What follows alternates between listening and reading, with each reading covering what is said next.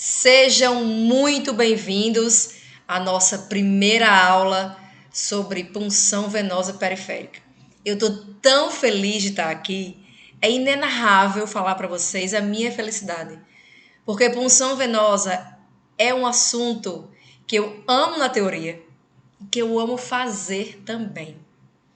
É na punção venosa que o enfermeiro tem a possibilidade de demonstrar toda a sua destreza técnica frente a um paciente que precise receber um fármaco durante uma emergência ou durante os cuidados paliativos, um paciente em estado de terminalidade que precisa de conforto, que precisa de apoio, de suporte terapêutico, farmacológico, para conseguir enfrentar esses momentos tão difíceis. Então, é um momento muito feliz para mim. É um projeto que eu já tinha muito tempo de começar a realizar e que agora eu estou começando, muito entusiasmada, estou muito feliz com a primeira turma.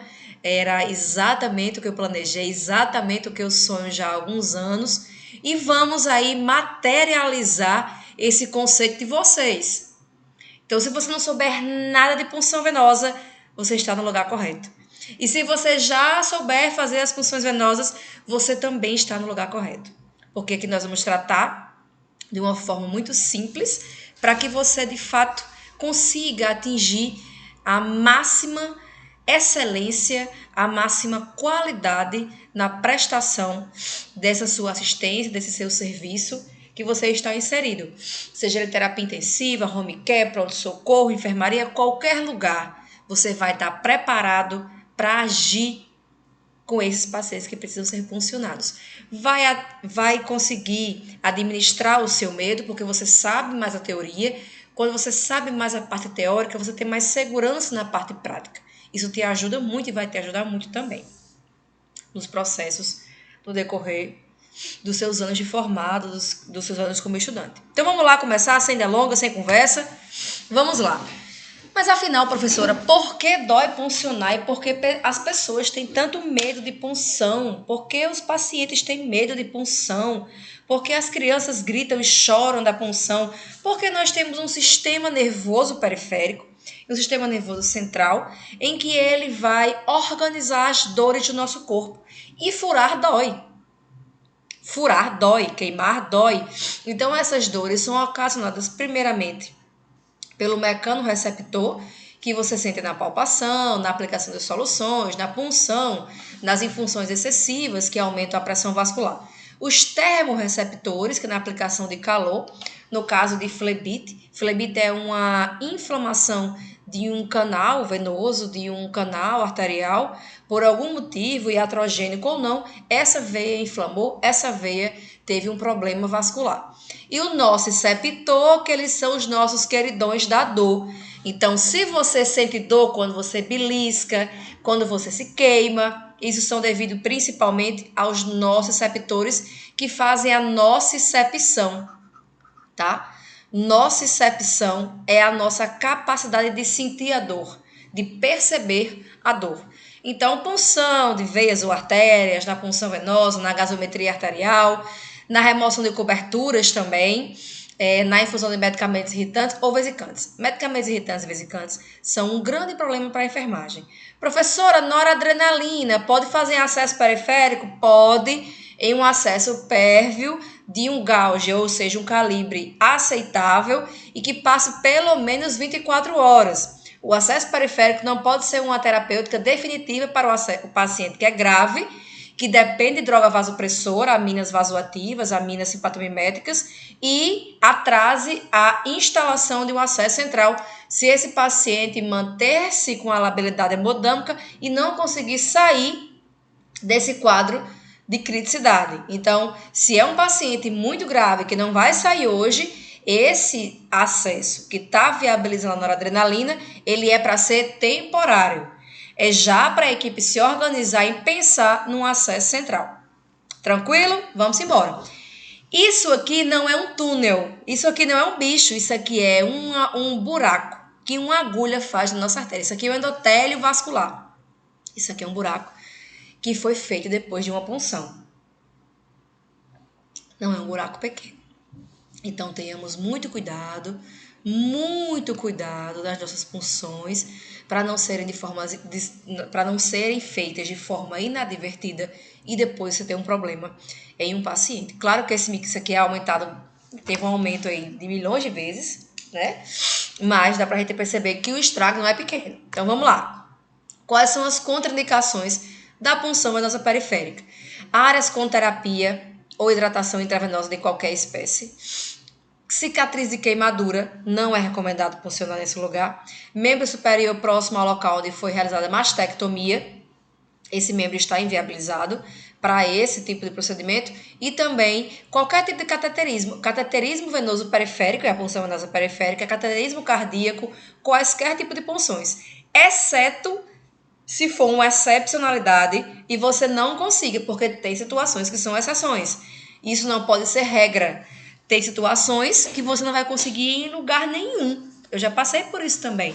E aí, todo esse fomento de conhecimento técnico a gente usa nesse momento para ajudar o nosso poder decisório que o enfermeiro tem que ter.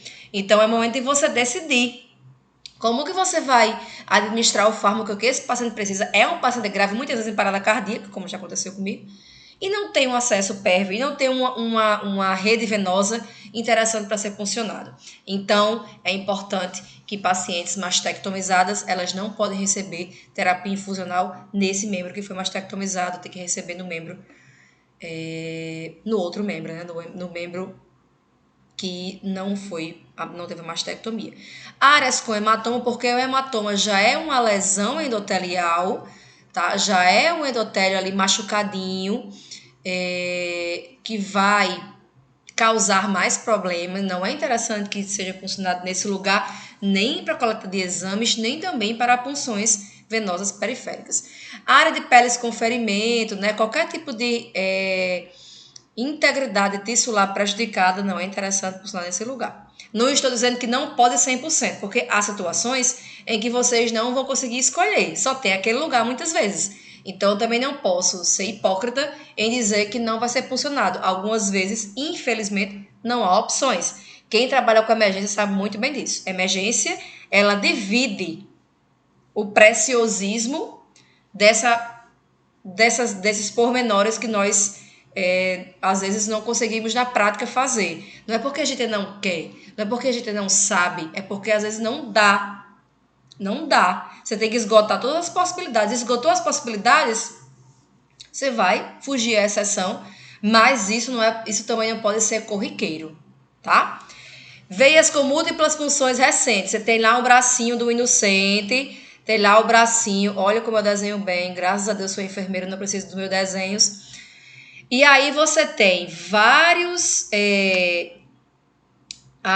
No dia anterior você recebeu o seu plantão e recebeu como pendência. Ó, Mirna, infelizmente, o paciente ontem tentaram puncionar, tentaram de todo jeito, mas ninguém conseguiu puncionar de jeito nenhum. Ele é muito ruim de acesso, ele também não colabora, é muito agitado.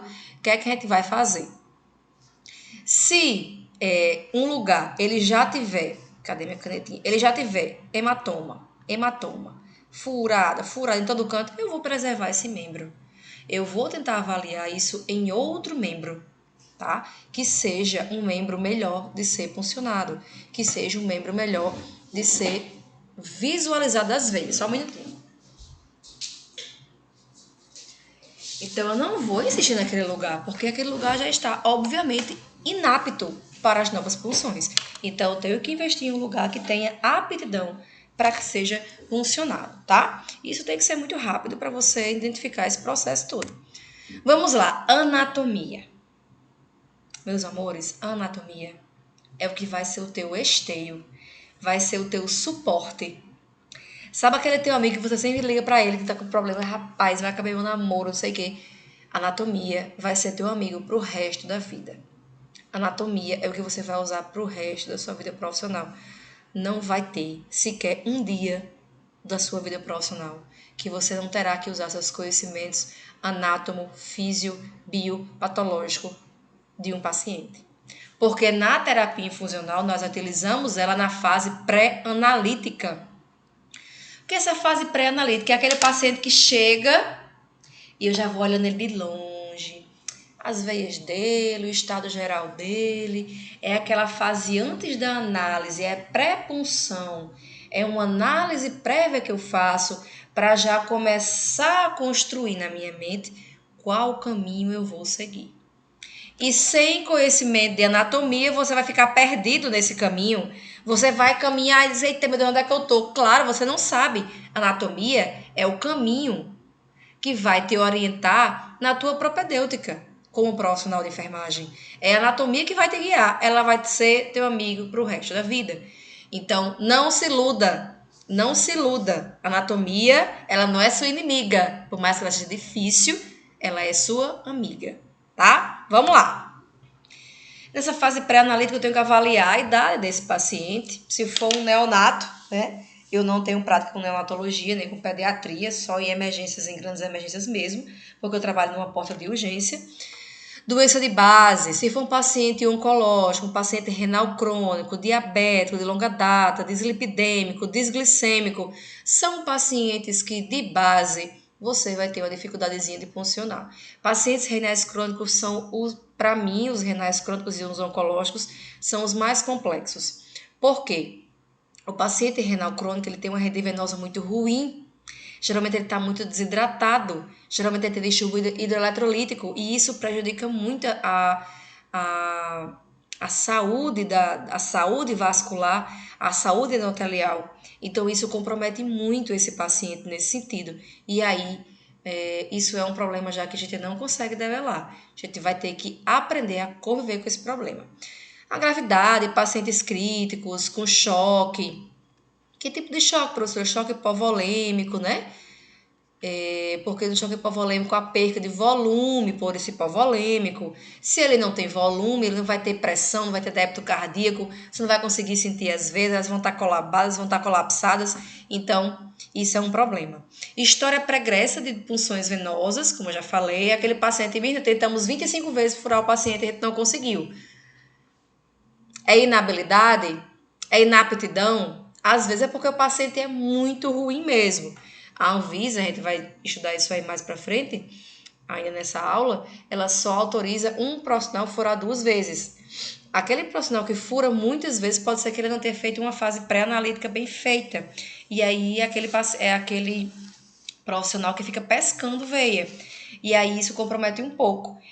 Algumas pessoas que não são pescadores de veias, eles são mais, não é lento, mas eles são mais analisadores. E aí fica com fama de lento. Mas com o tempo a gente consegue provar que não é lentidão, na verdade faz parte de uma análise que tem que ser feita com muito esmero para que não incorra em um problema maior para esse paciente. Medicamentos prescritos, rede venosa, pacientes que fazem uso de medicamentos como quimioterápicos, que eles são deletérios para a rede venosa. Compatibilidade de medicamentos também, eu tenho que saber se eu posso administrar na mesma via, se eu não posso administrar na mesma via, se eu tenho que pegar, às vezes, um acesso para administrar uma medicação especificamente. Isso acontece bastante, viu, gente? Número de lumens necessários. Um acesso periférico, ele vai ter um duplo lumen, porque você vai ter aqui o gelco, o Polifix, mas você pode colocar aqui uma three-way, que ela vai te dar mais possibilidades. Ela vai te dar mais possibilidades de sítios de infusão. E aí você pode girar ela para onde você quiser, né? Onde não tiver bracinha, porque está fechado. E aí ela seria aí uma possibilidade também de usar nesse quesito de administrar vários tipos de fármacos, polifármacos ou multifármacos que você precisa, um paciente muito grave que necessite de muitos fármacos para manter a sua rigidez, e aí você vai utilizar a three-way, a torneirinha ou dânula, que vai te ajudar nesse quesito. Número de lumens, o acesso central, ele vai ter 2 lumens, um proximal e um distal. Nós temos também, a gente vai ver isso aí para HD, ele tem duas vias naturalmente e ocasionalmente, naturalmente, mas ocasionalmente ele pode ter também uma terceira via anexa, que a gente usa para medicações. Então, a via vermelha e azul para HD e a via anexa para medicações de forma secundária. Preferência do paciente, inclusive é a primeira pergunta que nós fazemos. Dona Maria, a senhora quer que seja puncionado em qual lugar? Ah, minha filha, eu quero que seja puncionado aqui na minha mão esquerda porque eu sou costureira e eu uso muito a minha mão direita para costurar. Ou então eu sou artesã, é a minha mão direita que eu uso para fazer os lacinhos, para fazer os paninhos. Então você vai perguntar sempre a preferência da paciente, porque você vai puncionar no membro oposto. Necessidade de preservar a rede periférica de um dos membros. Por exemplo, o paciente que vai fazer algum tipo de procedimento cirúrgico, é interessante que você analise se esse membro vai ser utilizado para você não incorrer também aí em erros, tá?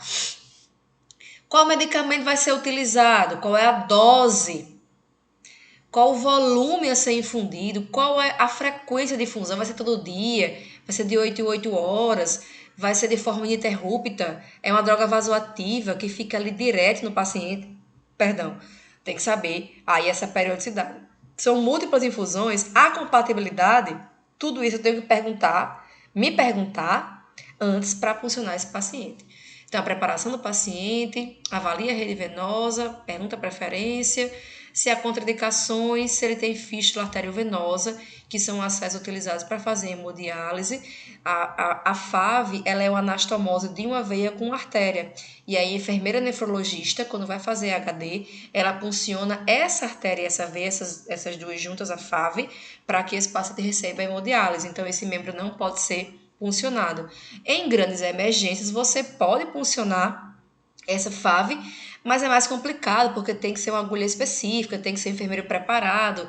Eu particularmente não sei puncionar FAV, não sou enfermeira nefrologista, já vi algumas vezes, mas a gente não tem habilidade em puncionar FAV, né? Então a gente precisa encontrar um outro membro que que não tenha esse problema. Então, mastectomizada, sensibilidade, alguma sensibilidade modificada, uma sensibilidade a mais, alguma coisa ali que aconteceu dermatologicamente que a gente não possa funcionar. Então, tudo isso antes de furar.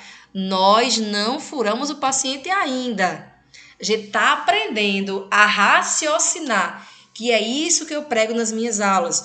O raciocínio clínico, ele é fundamental para a gente que é enfermeiro, porque senão nós viramos meros robôs executadores. Nós viramos meros profissionais executadores de procedimentos que a gente não sabe o fundamento das coisas. Então, para a gente aprender a raciocinar crítica e clinicamente, tem que aprender a parte teórica. Não tem para onde você fugir, campeão. Tem que aprender isso aqui. Isso aqui são todas as veias que tem mais, né? Essas aqui são as principais que nós temos. A veia jugular externa, ela é puncionável, tem a interna e tem a externa. A veia subclava não é puncionável nesse caso, só para acesso central. Braquicefálica também não. Veia cava superior é onde vai ficar alojado o cateter venoso central. A veia porta hepática não é puncionável, a veia pulmonar também não. A veia pulmonar, em algumas situações, para analisar, né, o cateter de Swan-Ganz, ele fica na artéria pulmonar. Veia cava inferior, só para cateterismo cardíaco. Veia mediana ulnar, veia ilíaca, palmar, digital, femoral, veia safena interna, que é usado para cirurgia de revascularização do miocárdio, né, a cirurgia de RVM, que elas são utilizadas. Isso aqui é nosso sistemazinho circulatório aí, fazendo seu papel, espalhando o oxigênio e a glicose, que são os nossos principais substratos orgânicos de manutenção da hemostasia, homeostasia ou alostase. Vamos seguindo, meu povo? Professora, anatomicamente, como é uma veia, como é uma artéria? Elas têm 3 camadas. Elas têm uma camada externa, ó, que é essa parte aqui, tá? É a camadinha externa, é um tecido conectivo, tá? Nós temos aí a túnica média, que é um tecido liso, muscular liso, que é essa parte mais espessa, tá? E a túnica íntima, que é o endotélio, nosso querido endotélio, que é o que vai guardar o seu sistema circulatório. Então, são 3 camadas: túnica externa ou adventícia, túnica média, que é o tecido muscular liso, e túnica íntima, que é o endotélio. Então, nós temos aí também as veias, que auxiliam no fluxo do sangue para ele não retornar, também são importantes para a manutenção dessa saúde cardiovascular, dessa saúde cardiocirculatória, do sistema vascular. Isso aí é anatomicamente como funciona uma veia e uma artéria. Logicamente, as artérias são mais calibrosas, é mais musculosa, é como se ela treinasse academia todos os dias. E a veia, ela é menos calibrosa, tem menos força e ela que carrega o gás carbônico. A artéria leva o oxigênio e a veia leva o gás carbônico. Por isso, o sangue arterial, ele é vermelho vivo, porque ele é rico em hemoglobina, que contém, que carrega o oxigênio. E a veia, ela carrega o gás carbônico que tem menos força contrátil, tá? E aí, quais são as veias do membro superior? Veia subclávia, veia cefálica maravilhosa, podemos funcioná-la. Ela tem um ramozão bem bonito. As veiazinhas digitais, a arcada palmar superficial, a veiazinha radial, que é aquela veia que passa aqui, né, no nosso essa veia aqui mais de cima, que passa aqui na nossa região radial, que às vezes a gente também utiliza ela para pulsionar, mas é um local que dói muito, é muito sensível esse lugar. A veia cubital, veia basílica maravilhosa, e veia cubital superficial, e a veia basílica também, que nós temos aí uma técnica de punção do triângulo, que a gente pode puncionar a veia basílica, tá? Das mãos, a mão seria a primeira opção para a gente puncionar, porque dói menos, dependendo do lugar. Tá? A nossa recepção, os nossos receptores, você varia de acordo com o lugar. Tem lugar que dói mais, tem lugar que dói menos, e aí a gente vai entendendo isso com o tempo também de prática de punção. Tem pacientes que dói mais, tem paciente que dói menos. Isso varia muito. Essa sensibilidade nociceptiva, ela varia muito de pessoa para pessoa. Tem paciente que a gente aplica bezetacil e que ele não sente nenhuma dor. Tem paciente que a gente aplica Voltaren e só falta cair de tanta dor. Então, nada na medicina e nem no amor é 100% sempre. Então, na medicina, no amor, nem nunca, nem sempre, porque tem coisas que são diferentes de pessoa para pessoa. A gente tem que ter esse carinho e essa análise, esse poder analítico também para tomar o poder, para fazer nossas decisões. Então, as veias metacarpais dorsais, os ramos digitais dorsais, são veias pequenininhas que a gente usa também, né? A veia cefálica, onde ela começa, aí nós temos o nervo radial, cuidado, você pode pulsionar o nervo, tenha muito cuidado, mas nervos são endurecidos, eles não têm tumescência, eles não têm elasticidade, então por isso você não vai ser um pescador de veias, você vai ser um puncionador de veias. Veias metacarpais dorsais, a rama carpiana dorsal também, da artéria radial, e aí nós temos nervinhos também, tem que ter cuidado com os nervos, para não fazer uma confusão de nervo com veia e depois puncionar o nervo e a bronca é grande. E onde puncionar? Nós temos aí as puncionáveis, a veia cefálica mediana, maravilhosa de puncionar para fazer medicação rápida. Lembre que onde tem articulação foi feito para mexer. Então, ó, qualquer movimento que ele fizer vai mexer, vai sair com mais facilidade. Se puder puncionar na região anterior do antebraço, né, em lugares que ele não mexa, que não tem articulação, é melhor, se for possível. A veia cefálica acessória, é uma veia que a gente funciona menos, mas também a gente funciona. A veiazinha basílica, veia mediana maravilhosa, calibrosa, boa, pérvia, mantém um acesso pérvio. A veia basílica mediana, elas são grandes, essas veias. E a veia basílica maravilhosa também, que tem a técnica aqui do nosso triângulo, que a gente vai aprender um pouquinho mais à frente, para ser puncionada. A veia basílica, perceba que anatomia é geografia. Anatomia é a capacidade que você tem de dimensionar algo espacialmente. Então percebam que a veia basílica, ó, olha onde ela está aqui, gente. E olha onde ela veio parar, na mão desse doente, na mão desse paciente. Então elas são muito grandes, as veias são como se fosse a encanação da nossa casa. Elas são grandes de verdade. A veia cefálica, quando ela veio parar, o arco venoso central, a veia dorsal superficial, a veia dorsal digital, que as criancinhas, algumas das meninas que são férias em pediatria funcionam, e a veia dorsal do metacarpo também, que são veias que fazem parte desse arco venoso da mão. Aqui é um lugar que eu quero chamar a atenção de vocês. Por quê? É um lugar nobre. É um lugar que a gente não pode, de forma nenhuma,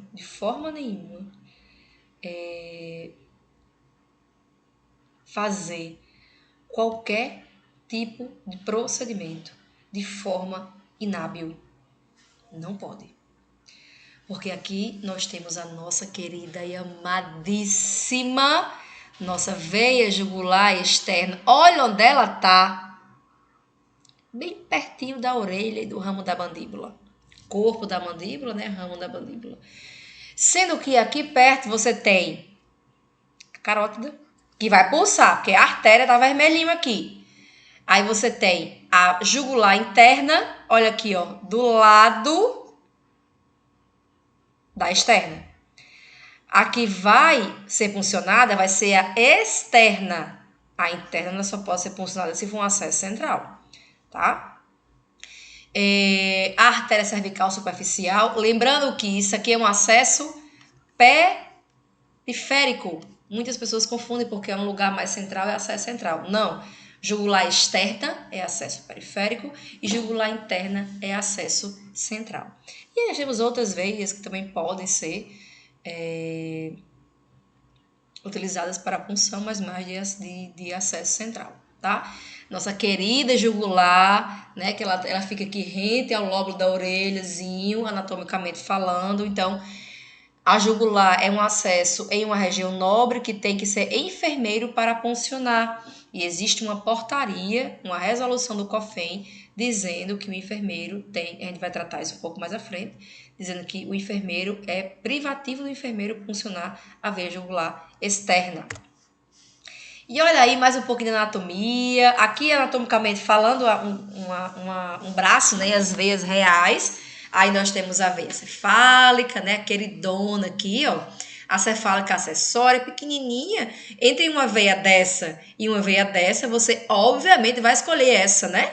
Porque é uma veia calibrosa, retilínea, que você consegue perceber que ela tem uma perviedade já natural. Aqui ela é tortuosa, ela fica em um lugar de dobra. Não é bom. A veia mediana cubital, que é essa daqui, e a veia basílica maravilhosa, que ela vem mais para cá. E aí a gente faz a mediçãozinha, né, do triângulo e faz aqui um triângulo mentalmente, né, e vai funcionar aí a veia basílica. Isso aí são cenas dos próximos capítulos.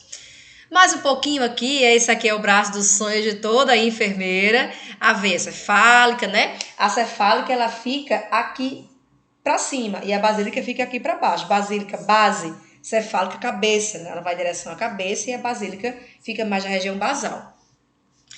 A veia basílica, tá? Ela fica um pouco mais para cá. Olha só que veia maravigold. Cubital mediana, veia cefálica, veia mediana do antebraço, veia basílica maravilhosa que vai se estender por toda a extensão do braço, tanto o antebraço como o braço também.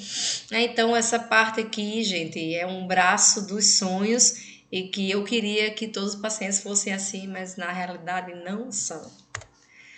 E aí, terapia infusional. Vocês sabiam que existe em alguns centros um time de terapia infusional? O que é terapia infusional? Terapia infusional é a maneira de você fazer infusões nesse seu paciente. Infusões de hemoterápicos, infusões de quimioterápicos, infusões de fármacos, infusões de dieta, porque você pode fazer dieta pela veia, tipo dieta parenteral, ela é específica pela veia.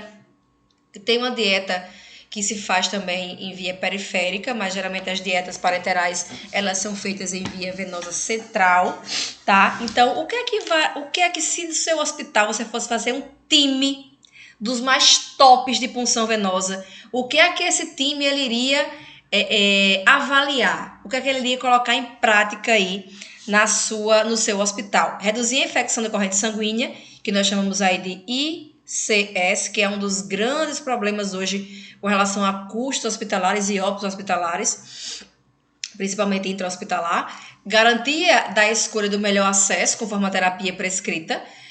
Ampliar a utilização de PIC e garantir indicação no tempo adequado. Enfermeiro pode fazer, mas infelizmente em alguns centros nós não ganhamos nossos honorários para funcionar os PICs, então isso desestimula muito a classe e acaba que os enfermeiros não querem fazer os cursos de PIC, porque na prática, na grande maioria das vezes, a gente não vai utilizar para fins lucrativos.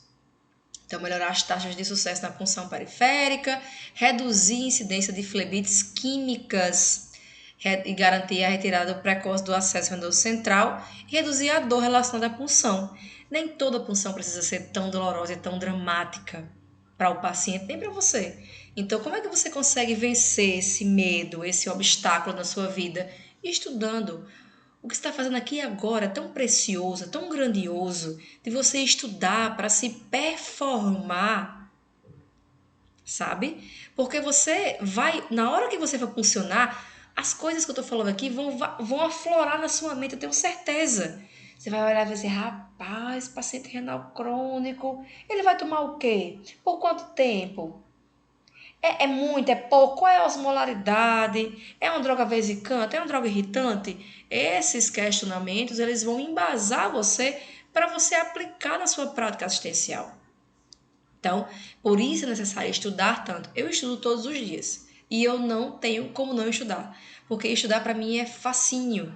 E estudar para mim me permite ir a lugares que eu jamais iria, que eu jamais imaginaria que eu poderia ir. Me permite ter, assistencialmente falando, um nível dessa atividade tão grande que eu não consigo parar de estudar.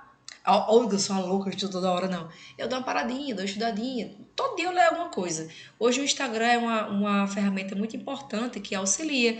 Então, eu gosto muito de responder os quiz, eu vejo as lives também dos colegas, que eu gosto muito e aprendo muito. Eu tenho várias formas de você aprender. Hoje não é só por livro, né? Tem e-books, inclusive tem meus e-books também lá no meu Instagram, vocês podem dar uma olhadinha para quem quiser adquirir. Eu também sou infoprodutora e conteudista científica, então são e-books super simples de você ler, super simples de você entender as coisas bem direitinho, tá? Então vamos lá, continuando. Se eu precisar de uma terapia infuncional contínua, eu vou usar uma bomba de infusão contínua, uma BIC. Aqui, BIC, que não é a marca de caneta, é BIC, quer dizer bomba de infusão contínua. Essa bomba de infusão ela vai te permitir um controle rigoroso de gotejamento, ou seja, de vazão. Se você quer correr uma droga nesse paciente em determinado tempo, você programa a bomba e ela vai ofertando ao paciente paulatinamente. Não pode ser de uma vez, mas sim, eu posso fazer uma medicação em bolos, que é rápida, como adenosina, para reverter um ataque cardíaco supraventricular, por exemplo. Eu posso fazer um flushing, que a gente vai falar sobre isso mais para frente. Eu posso fazer uma medicação, né, por gravidade normal, através de infusão, através de um transfuso, que é aquela partezinha do soro que a gente pode administrar também. Tem várias formas de administrar. Não é um bicho de sete cabeças isso aqui, não. Ah, mas não sei mexer, professora. Meu Deus do céu, comecei a trabalhar agora. Não se preocupe, cada hospital tem uma marca. Aqui em Natal, a cidade da qual eu resido, as mais comuns é Mindray e Centronic. As mais comuns, e LifeMed, alguns hospitais públicos, mas a mais comum é Mindray e Centronic. Essa daqui, que é a B. Brown, ela também é muito famosa. Ela tem uma verdinha que é mais antiga, essa aqui é um modelo mais novo. Ela também tem um modelo de bomba de seringa, que é mais usada em pediatria e também para infusão de propofol em centro cirúrgico. Então, ela é mais rara de vocês verem. Mas quem trabalha aí com os bebês, vê bastante a bomba de infusão de seringa, a bique de seringa, porque ela tem que ser uma infusão tão pouquinha que ela fica dentro de uma seringa.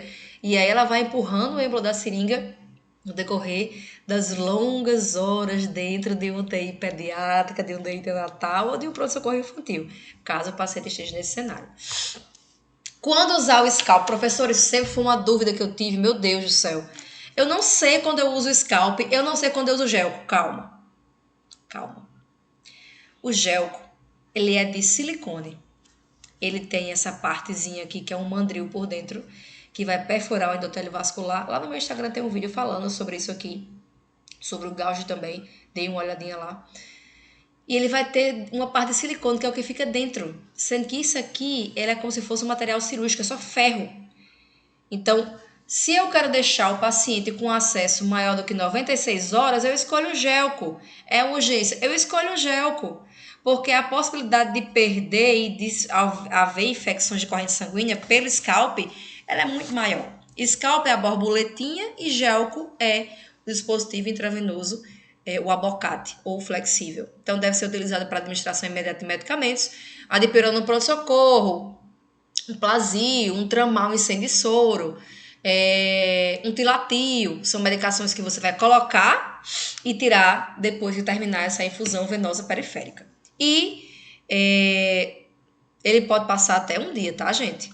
Não mais do que isso. No máximo um dia, mas possivelmente, dependendo do lugar, esse paciente perde muito antes. O Gelco deve ser empregado para a utilização de fluidos de forma intermitente, onde há necessidade de se manter o acesso no paciente por um período prolongado, como eu falei, 96 horas, são 4 dias, que é o que a Anvisa preconiza, ok?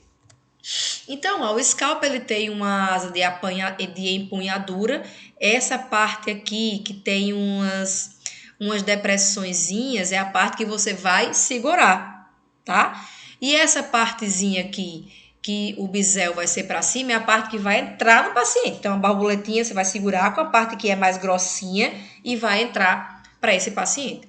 Nós temos o tubo extensor e nós temos aqui o adaptador Lear, ou Lue, como você quiser chamar aí. Aí nós temos a agulha, tem o catete, tem a cápsula. O nome disso aqui é hub, para os íntimos. Isso aqui é o catéter, mas dentro tem um mandril ou fio guia, que vai servir para puncionar o endotélio vascular. Por quê? Quando você punciona e chega na veia, você para. Você não continua. Chegou na veia, você tira o mandril e empurra o gelco. Tá? Então, você não fica lá com o gelco, nem o mandril, pelo amor de Deus, dentro do paciente, não. Vê o retorno sanguíneo no hub, você retira o mandril e empurra o gelco. Existe até uma parte do gelco específica, que é isso aqui, ó. Essa parte aqui em alto relevo, quando ela chegar, você usa o seu dedozinho indicador e empurra ela para frente. Por isso, essa parte aqui foi criada. Não é uma coisa qualquer, não é um acessório qualquer. É um acessório muito importante para que você faça a punção com assertividade, porque se você, quando chegar o retorno venoso do hub, você viu o retorno e aí você empurra mais o mandril, a possibilidade de você perfurar a veia e fazer uma flebite é enorme. Porque quando você perfura é porque chegou na veia. Se você continuar, vai transfixar a veia desse paciente. Então, a gente não pode continuar a progressão desse mandril estando a veia já funcionada e já com retorno venoso aqui no hub. Essa parte aqui, ó, essa partezinha enrugada é a parte que você vai segurar. O bisel vai sempre estar para cima, porque é o lugar dele quando você vai funcionar a veia. A não ser outros tipos de aplicações específicas, enfim, mas na esmagadora maioria das vezes, bisel para cima, pelo amor de Deus, senão não fura. Até fura, mas a dificuldade é maior. Então, essa partezinha aqui do scalp, sempre para cima. Quais são os tipos que nós temos de gelco? Quanto menor for o número, maior é o calibre, mais calibroso, maior é o seu gauge. O gauge é uma medida que foi criada durante a guerra, uma medida relacionada mais à parte bélica, à parte das armas, e que utiliza na medicina. Nós temos aí o gauge e o French. Né? O French, que é o FR, por exemplo, da sonda vesical demora é French, da sonda nasinteral, tipo do Beehoof é French. Então, essas nomenclaturas foram criadas na guerra e foram utilizadas aí na medicina para diferenciar os gauges e os tamanhos. Então, a medida mais relacionada a armas, mas que a gente utiliza na medicina já há muito tempo. Aí vem subindo, tá? Ó, vai diminuindo o tamanho, mas vai subindo o número. Número 24. Aí é o pequenininho, né? Que é o mais comumente utilizado. A gente pode utilizar muito em pediatria para veias difíceis, veias mais capilares, veias que são muito pequenas. Essa veia aqui dessa região anterior da mão, posterior da mão, quer dizer, esse dorso aqui, né? Essa partezinha aqui da mão, ela é muito difícil de funcionar, ela é muito dolorida, mas tem algumas vezes que não tem nenhum outro lugar para funcionar. E aí realmente você tem que ter certeza que não há nenhum outro lugar para funcionar. Para funcionar aqui, porque aqui passa tendão. E aí, se você pegar o tendão, é um problema grande que você terá no futuro. Ok? Com relação a essa terapia infusional, quão maior for o gauge, maior a possibilidade de flebite. Para repor volume, para fazer reposição volêmica, para fazer uma tomografia contrastada, para receber hemoderivado, concentrado de hemácias, para receber volume de líquidos, soro fisiológico, ringa lactato, eu tenho que fazer, com um gel de um gauge maior, entre 16 e 20. Adultos, transfusão sanguínea, né? De 20 a 24. Com gel com 24, você não vai conseguir fazer uma transfusão nesse paciente, tá? Na prática, isso aqui vai ser bem complicado. Neonatos e pediatria é 22 e 24, a coisa mais fofa do mundo, vai receber, sendo que o volume transfundido em crianças é bem menor do que o volume de um adulto. Né? Uma bolsa de concentrado de hemácia de um adulto tem entre 230, 250 ml, 280, num 200, quase 300. Numa criança é muito menos esse tamanho. As bolsinhas são pequenininhas, coisa mais linda. Então, são perspectivas diferentes que a gente tem que também estar um pouquinho ligado aí. Fluxo de infusão. Professora, lá no meu trabalho eu sou muito criticada, porque eu peguei uma jugular com gel com 22. Deixa eu dizer uma coisa a você. Você que funcionou, você que detém o seu poder de decisão, foi você que escolheu aquele lugar.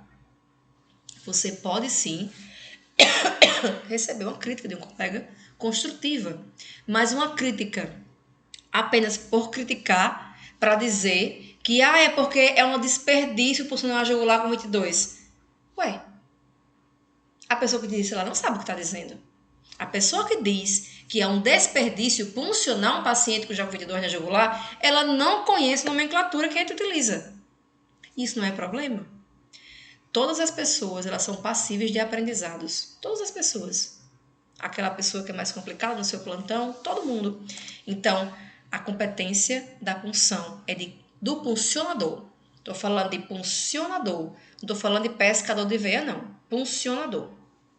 Esse puncionador, ele detém o conhecimento, então respeite o procedimento do colega.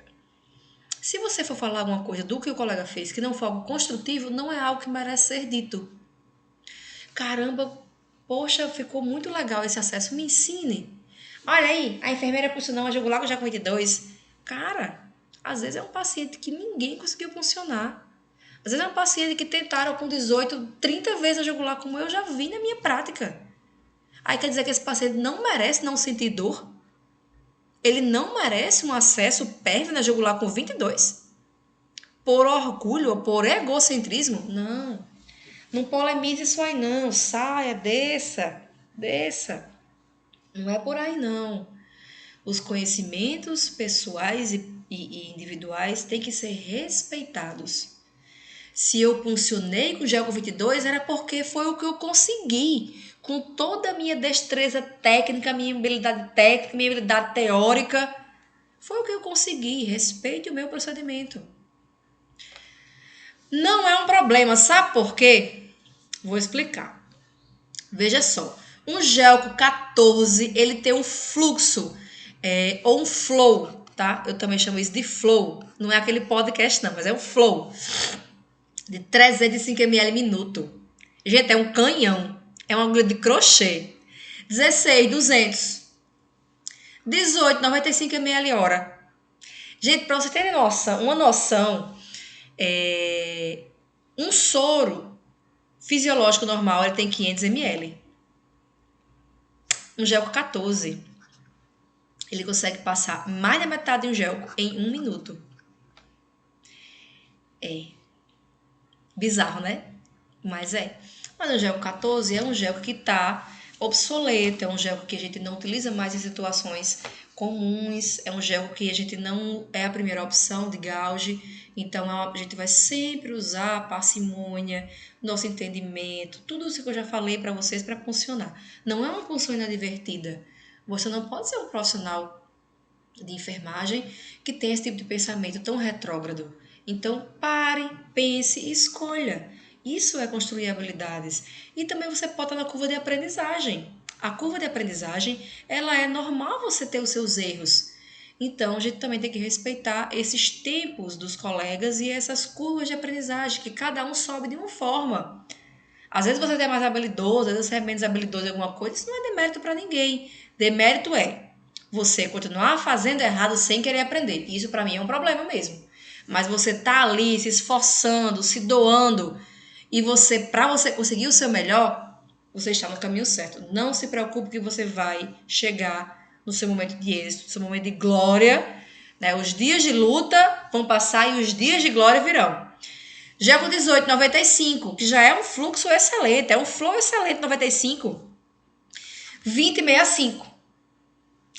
Esse fluxo, ele quer dizer que ele consegue passar por esse acesso sem causar um turbilhonamento excessivo de fluido e não dar um problema para o paciente, tipo um extravasamento ou uma flebite ou uma infiltração, que também pode acontecer. Tá? Então, primeiro que você não vai conseguir abrir um soro com gel com 24. Ele não vai ficar aquele jatinho correndo, não. Ele quer peça a torneirinha aberta. Ele vai ficar gota a gota, porque é a capacidade interna do diâmetro do gel com 24.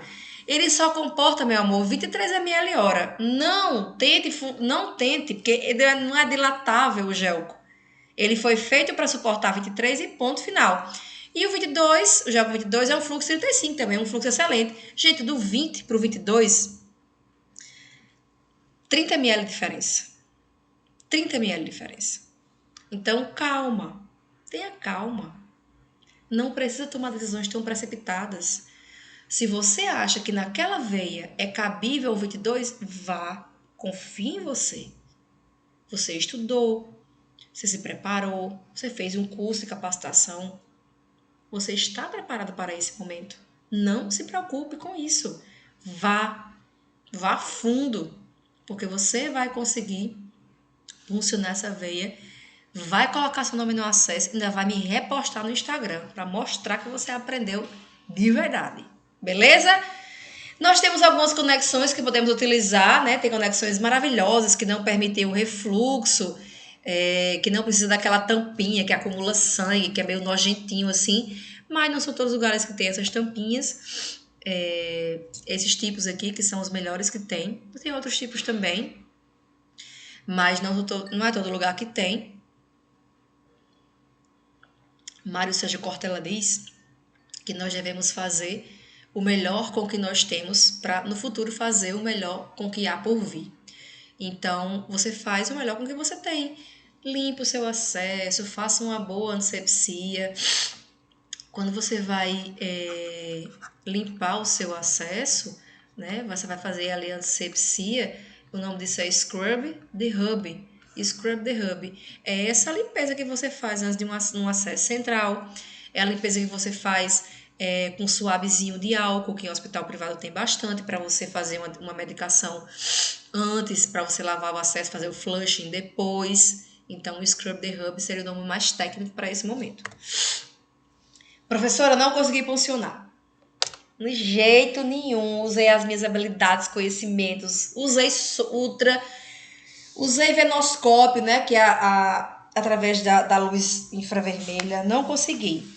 É o momento de pensar em um acesso central. Pode ser um acesso central convencional. Ele pode ter 2 ou 3 vias. Ele entra aqui na veia cava superior, sim, e vai até o coração. E aí também pode ser um acesso de HT, se o paciente for dialítico, né? Esse acesso aqui, ele é acesso exclusivo para HD, essas 2 vias. Ele tem uma terceira viazinha aqui. Professora, me diga uma coisa. Estou numa emergência, o paciente parou. Uma emergência hematológica, paciente sangrando, horrores pelo dreno torácico, fez a cirurgia cardíaca. Eu posso reativar essas vias aqui Porque a paciente não vai ter acesso periférico, chocado, sangrando 1 litro por minuto. Não tem como. Pode. Você pode reativar a via do acesso DHD para você fazer isso. Contanto que você retire antes. O nome disso aqui é Prime. Prime é essa parte que fica preenchida entre o final do catéter e o início da infusão. Então, vamos dizer que esse Prime aqui, ele tenha 1 ml, tá? 1 ml. E aí, ele vai vir nessa parte aqui, identificando, nessa presilha aqui, nessa partezinha que a gente faz o clampeamento, nesse clamp, quanto que tem que infundir, quanto que tem aqui de Prime nisso aqui. Então, se for um acesso heparinizado, tem lugar que é heparinizado, tem lugar que não. O que é heparinizar é um acesso? Você vai pegar o que aqui diz, geralmente é 1,2, já vi de 0,8 também. Vai preencher com a heparina aqui, ó. Porque não é o Prime? Não é o Prime, né? O Prime não é só essa parte aqui, aí você vai infundir essa heparina para deixar o catéter heparinizado, para o paciente não perder esse acesso, para não juntar coágulos sanguíneos nesse acesso, para manter o acesso pérvio, porque ele vai reutilizar, vai reativar o acesso, retira, aspira ali 5 ml de sangue mais ou menos, despreza e começa a infusão aí do que você quiser. Pode fazer um flush de 10 ml com soro fisiológico, ABD não, soro fisiológico, pode fazer também, tá? Então isso aí seria a forma de reutilizar ou de utilizar de forma emergencial o catéter DHD. Vamos embora? Esse é o acesso central, essa viazinha aqui é a via proximal, essa aqui é a via distal. Isso aqui são as partes que conectam aí o polifixo, a triway, a dânula. Essa parte fica presinha aqui com um fio de sutura, que esse acesso central tem que ser suturado na pele do paciente para ficar presinho. E aqui você vê o gauge. É porque aqui não dá para ver.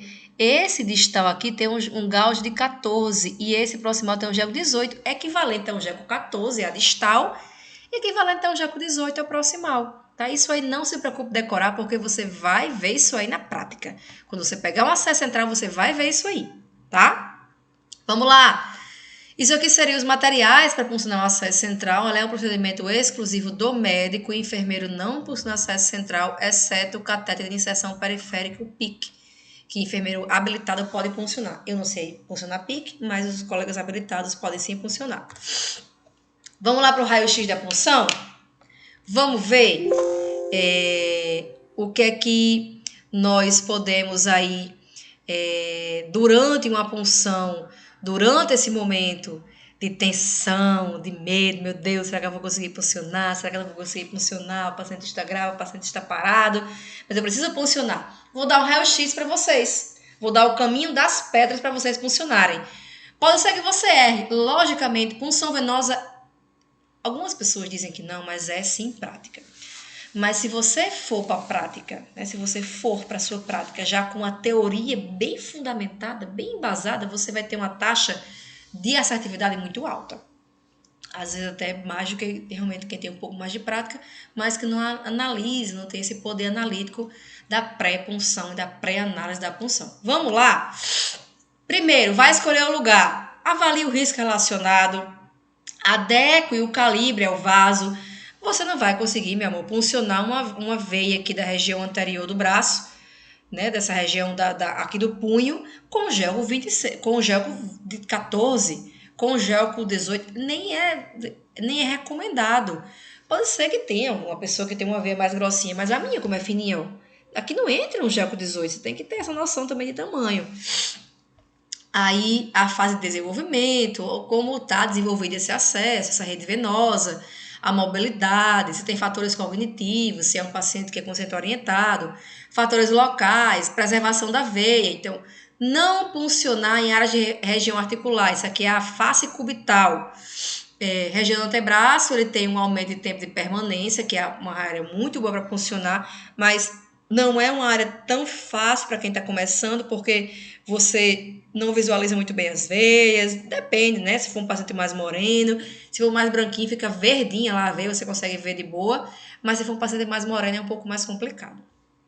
E aí, tire imediatamente esse acesso se tiver parestesia, né, que é dormência, formigamento, queimação, dormência também, diminuição da força motora, retire, porque esse acesso pode ter acometido o nervo desse paciente. E aí é um problema grandão que você tem. Vamos evitar pulsionar acesso periférico e membro inferior. Obviamente que isso às vezes a gente foge à regra, porque realmente o paciente precisa. Então, não se preocupem também com essas exceções, porque a exceção tem que ser muito bem avaliada. Se é cabível, tranquilo. Mas se você, por exemplo, vai funcionar lá e vê, ai, que veio a boa do pé e vai direto no pé e não olhou da mão, não, você está sendo imprudente. Você está sendo aí, agindo com imperícia. Então, calma, vá devagar, avalie.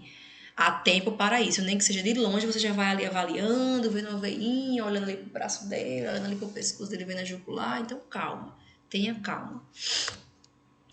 O garrote, existem vários tipos de garrote. Esse aqui é o mais convencional, que é aquela liguinha, né? Que é uma liguinha que parece liga de dinheiro. Ela é uma liguinha fininha.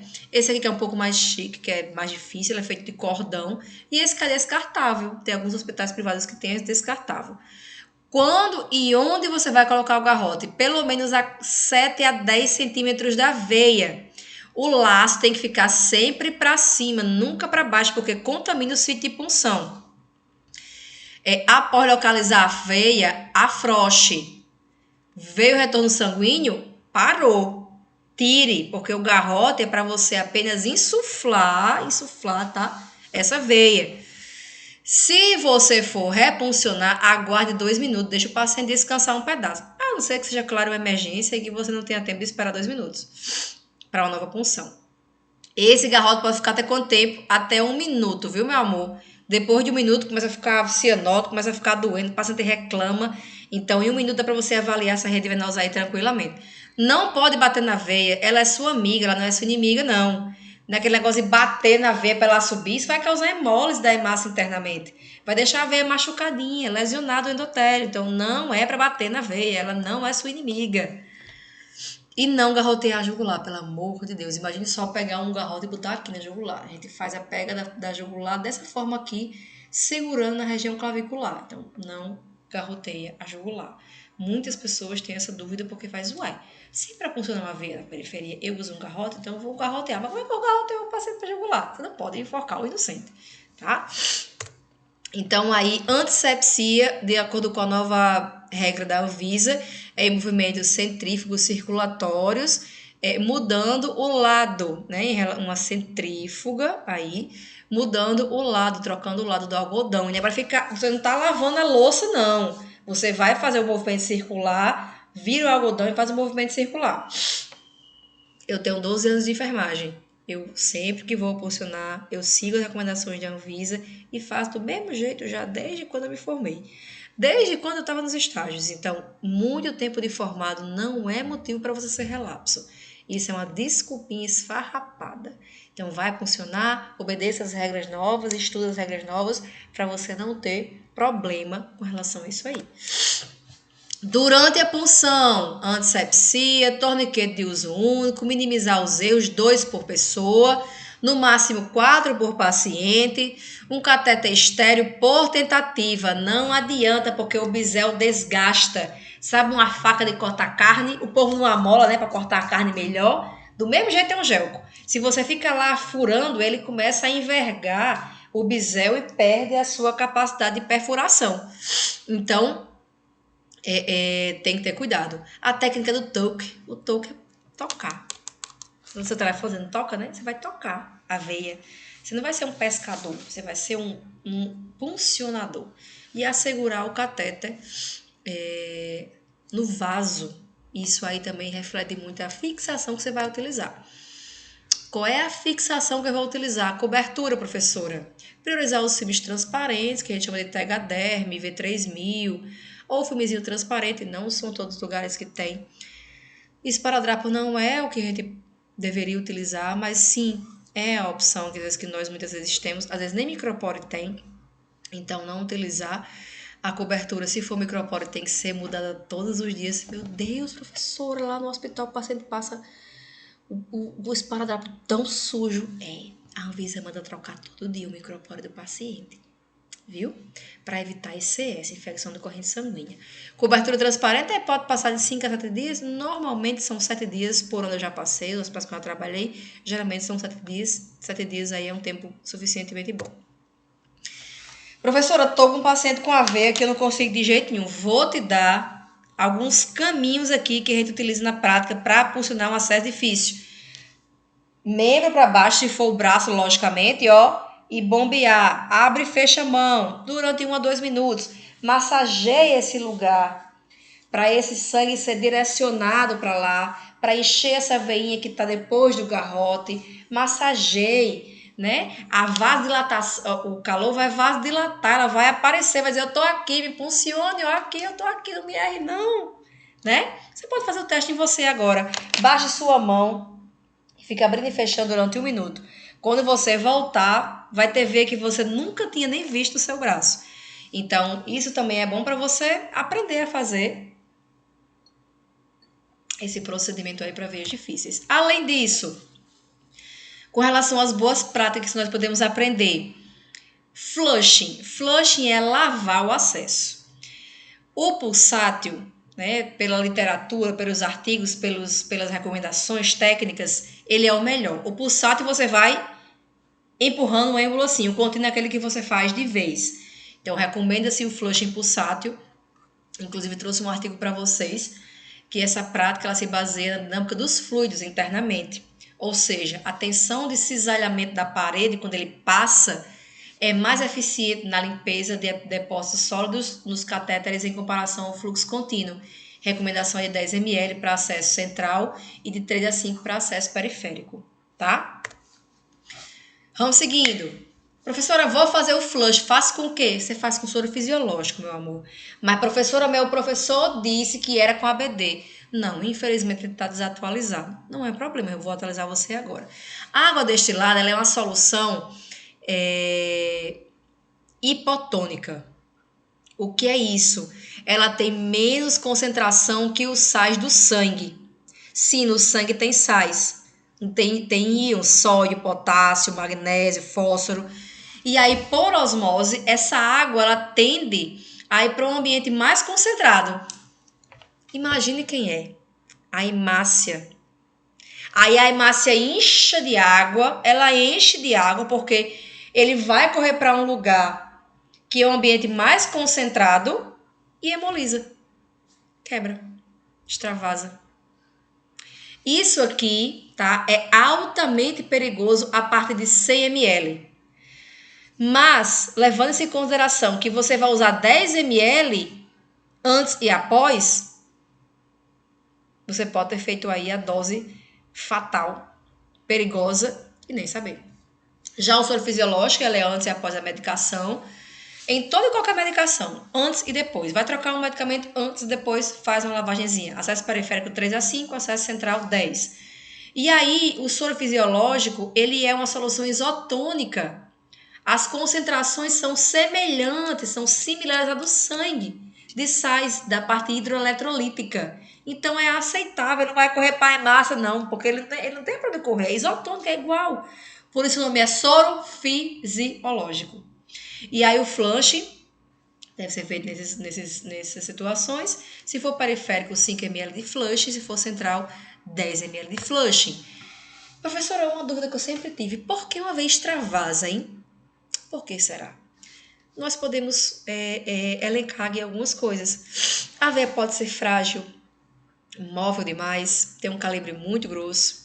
E aí você tem que sentir essa veia. É o que a gente chama de toque.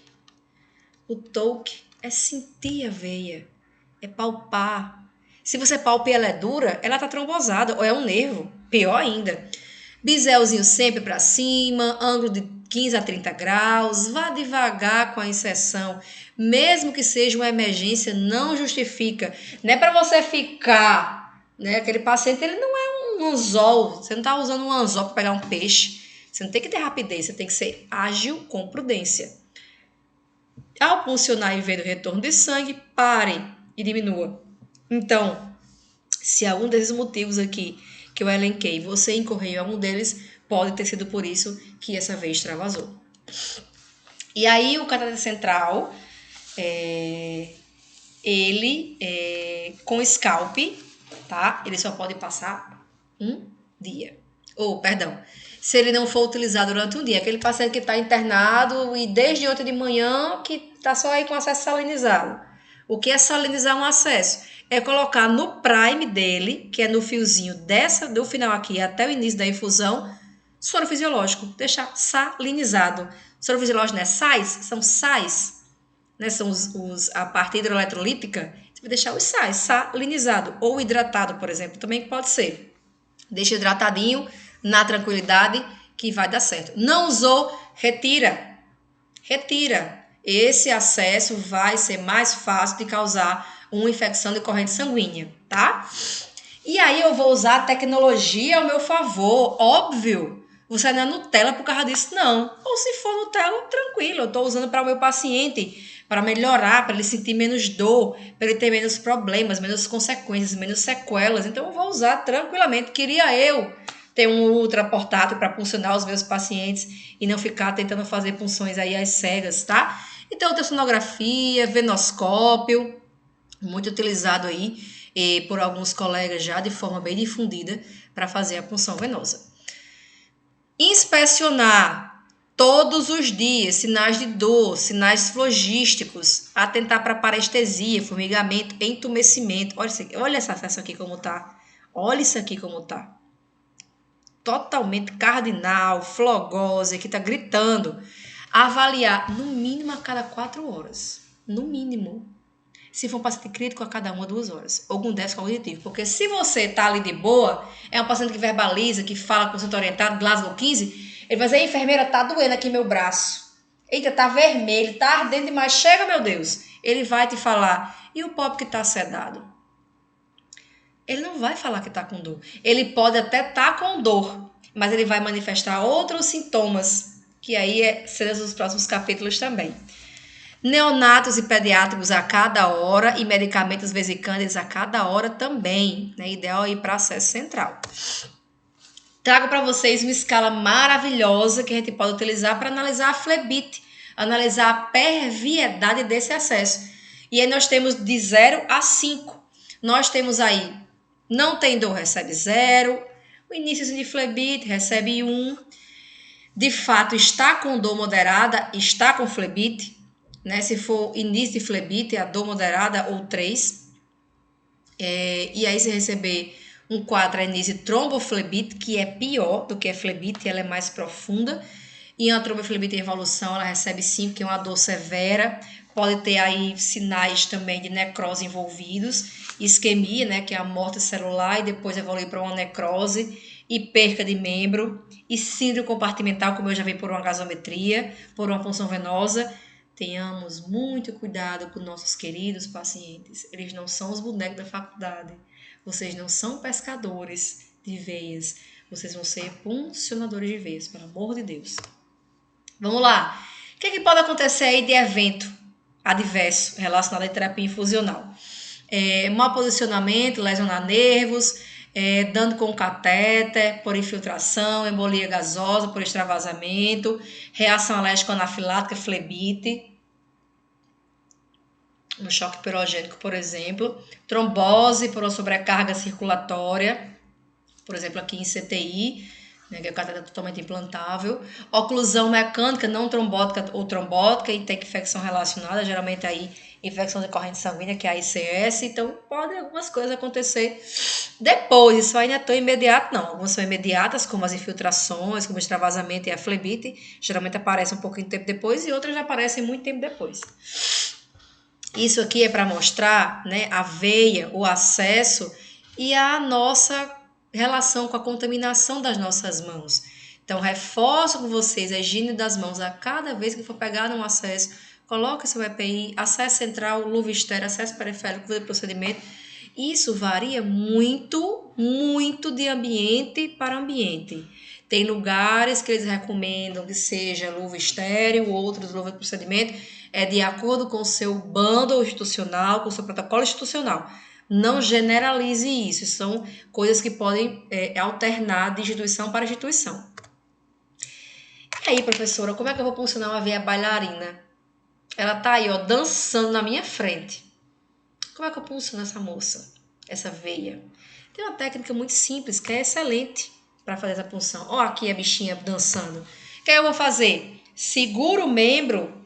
Ó, a minha veia aqui é bailarina, né? Tá vendo que ela é bailarina? Quando eu colocar aqui, ela vai dançar aí um brega funk, porque aqui eu consigo, ó, né, com o meu dedo, porque eu tô na extensão da veia. Mas se for um gel com um scalp, que ele vai funcionar só. Olha aqui, ó. Tá vendo aqui? Você não funciona a veia. O que é que você faz, ó? Retrai. Você retrai a veia, que você retraindo a veia para baixo, você estabiliza a veia. Quando você estabiliza a veia, manda em brasa, arroche, que aí dá certo. Então, a técnica para funcionar a veia bailarina é exatamente essa. Isso aqui é um tipo aí específico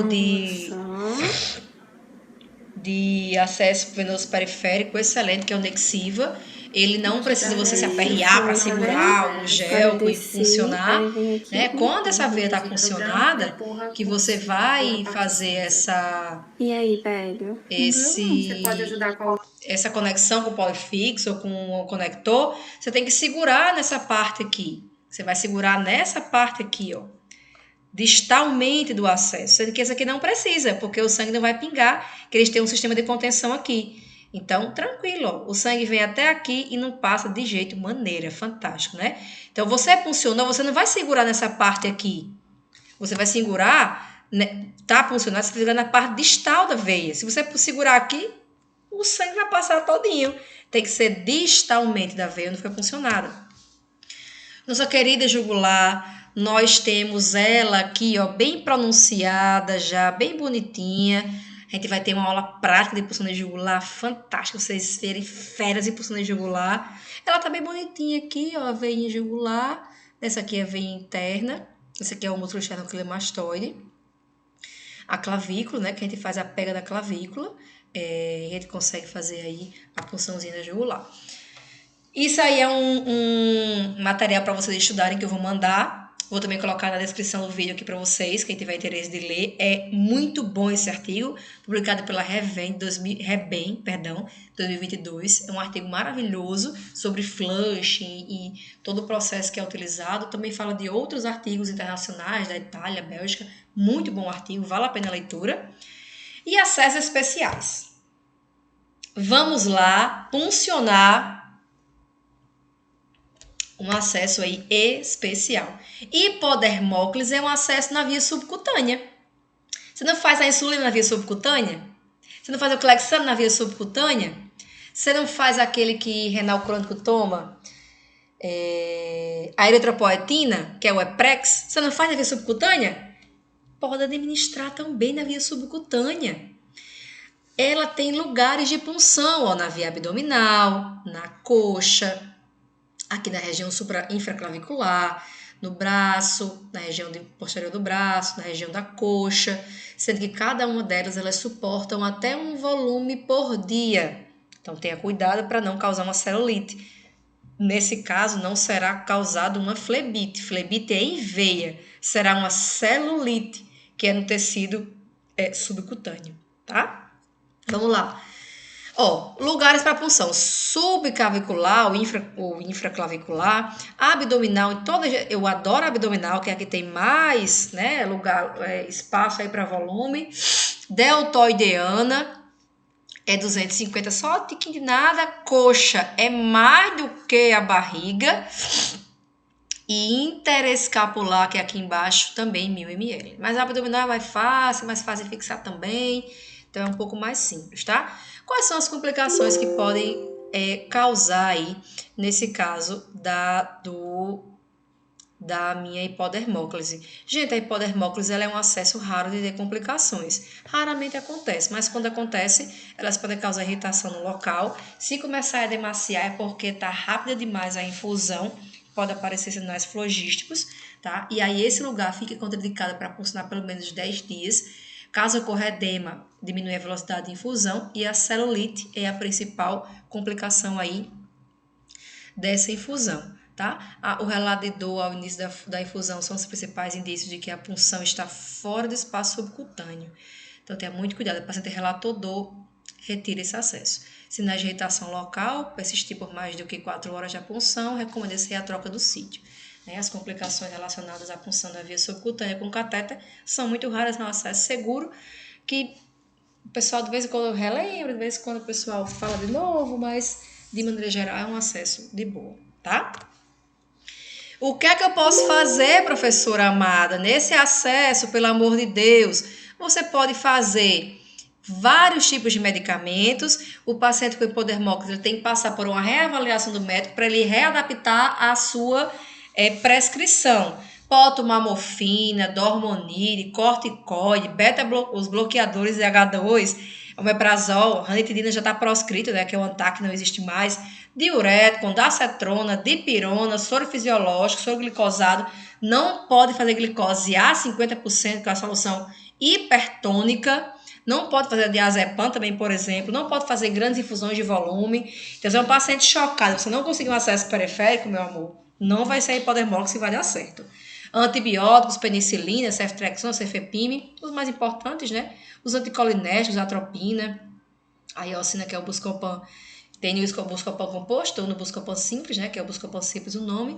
E aí a fenitoína de clofenaco, que é uma divergência na literatura, a gente não recomenda essas situações específicas, que a literatura aí não tem ainda um consenso científico, tá? Então, o que é que eu não posso fazer? Solução hipertônica, glicose. Eu não posso repor, por exemplo, fazer reposição de eletrólito por esse acesso. Não posso. Repor cálcio, sódio. Não posso. Repor cálcio, sódio, potássio. Não pode pela subcutânea. Eletrólitos concentrados, glicose a 50%. Outros medicamentos que são concentrados e diazepam. Então, se ele está convulsionando, não vai ser pela hipodermóclise que você vai fazer esse diazepam, tá? Diazepam em paciente convulsionando é IV, hemodiluído. E não injetar mais de 3 fármacos no mesmo lugar. Então, a prescrição de um paciente com hipodermóclise geralmente é uma prescrição mais enxuta. É um paciente que não precisa de uma terapia, de uma polifarmácia. Isso é muito variável. Você vai negociar isso aí com o médico para ele readaptar a prescrição. Gasometria, que os estudantes têm tanto medo. Eu tinha muito medo na minha faculdade, misericórdia. Eu tinha medo de gasometria que Ave Maria. Mas você pode fazer um teste chamado teste de Allen modificado, né? Você vai localizar aqui a veia, a artéria ulnar e radial, né? Para obstruir o fluxo sanguíneo, você vai pressionar até com os dois dedos simultaneamente. E aí minha mão vai começar a ficar branca, branquinha. E aí eu solto uma. Se a minha mão começar a ficar vermelha depois que eu soltar só uma artéria, é porque essa artéria sozinha ela é competente para manter a patência do meu membro, circulatoriamente falando. Então, tranquilo, posso funcionar aqui. Agora, se não tiver, então recomendo que funcione. Professora, na prática se faz? Raríssimo. Mas sim, se for um paciente com a gasometria difícil, eu faço. Claro, na mão, se for na artéria femoral, na artéria braquial, não tem como fazer, porque isso é só para coletas na via radial. Você vai primeiro pela via radial, via braquial, tem que ter cuidado que tem muito tendão, pode lesionar um tendão, e por último é femoral, pediosa, que são as mais complicadas. O ângulo de inserção é de 45 a 90 graus, que você pode inserir. Essa seringa tem que estar heparinizada. Ela é uma seringa específica para gasometria. Não é uma seringa qualquer não, viu? Por Jeová. É uma seringa específica. Professora, e se eu coletar a gasometria pela minha seringa de 3 normal? Vai hemolizar e vai coagular em menos de 1 minuto. Nem que você coloque no gasômetro do seu lado, não adianta. Porque no tempo que ele vai ficar lendo lá, vai hemolizar e você vai perder aquela amostra. Então, melhor vocês fazerem pelo caminho correto, com a seringa heparinizada. Tem umas que já vêm prontas e tem outras que não vêm prontas. Você pega uma seringazinha de 1 ml, de 5 ml, heparinize a seringa com 1 ml de heparina, 0,5 ml, e aí punciona. E quando você puncionar que veio o sangue da gasometria, aí você vai misturar vai ficar balançando a seringazinha para homogeneizar a heparina que tem dentro com o seu sangue que acabou de ser coletado. Bacana, né? Muita informação legal nessa aula de hoje. Espero que vocês estejam gostando. Espero que subsidiem muito a prática de vocês, que vocês marquem muito no Instagram para a gente difundir esse conhecimento aí para toda a classe da enfermagem que tem tanta dúvida, os estudantes, os formados já com relação a isso aí, tá? E aí foi dessa nova norma técnica de 2022, super recente, fez um ano agora, das novas práticas para prevenção de incidentes envolvendo catéter intravenoso, tá? Então, era isso que eu queria passar para vocês. Estou muito feliz de estar aqui.